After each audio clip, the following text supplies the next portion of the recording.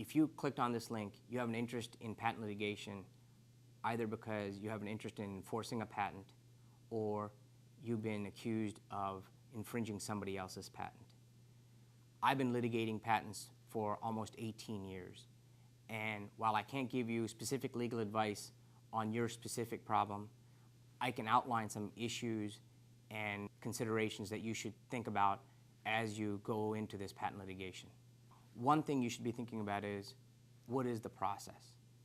The process starts with a complaint being filed and that complaint being served on another party.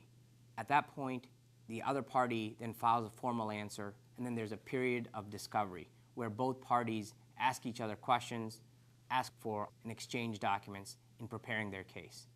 There are two specific hearings then that happen in patent litigation.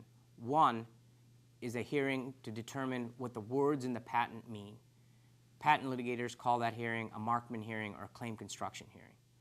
Another hearing that happens in patent cases is one where the judge looks at the issues to see if he can resolve any of them without going to trial as a matter of law. If there are still issues that need to be resolved after that, those issues are then addressed at a trial. Most patent cases never go to trial, but if there's one that does go to trial, typically these cases can take anywhere between 18 and 24 months. One issue that's always litigated in a patent case is whether the accused product falls within the scope of the alleged patent. That is an issue that's hotly debated throughout the lawsuit.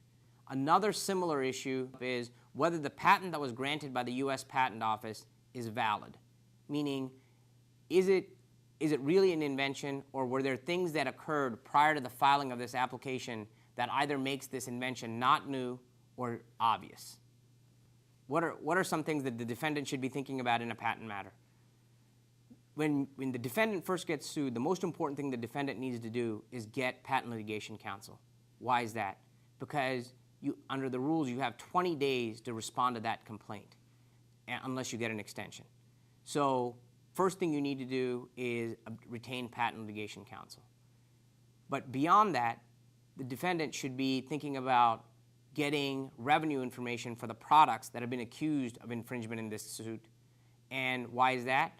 It'll help the patent lawyer or patent litigator be able to provide you with the exposure that you or your company face because of this litigation matter. Another thing that the defendant should be thinking about is, when did the defendant first learn about this patent? And why is that important? Because if you learned about the patent well before the lawsuit was filed, there's a probability that the patent holder is going to accuse you of willful infringement, which only increases your exposure in the lawsuit. Lastly, defendants typically then find all the information they can about the technical aspects of the product so that the patent litigator can look at that information and make an assessment as to any defenses the company may have with regard to whether the product falls outside the scope of the patent. And the patent litigator will then also prepare other defenses in this matter. In contrast to the defendant, what are some issues or what are some things that plaintiffs think about in getting ready to file a patent lawsuit? Plaintiffs, on the other hand, very different.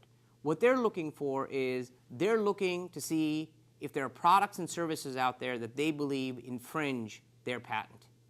And in doing so, they collect as much information as they can on those products, and they try to collect as much sales information as they can on those products.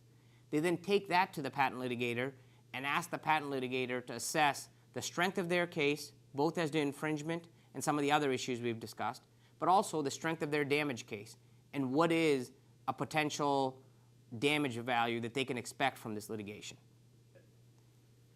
If you have any questions or you have any issues relating to patent litigation, I'd be happy to give you a free consultation to outline the issues and provide you with potential strategies that you can implement to address this matter.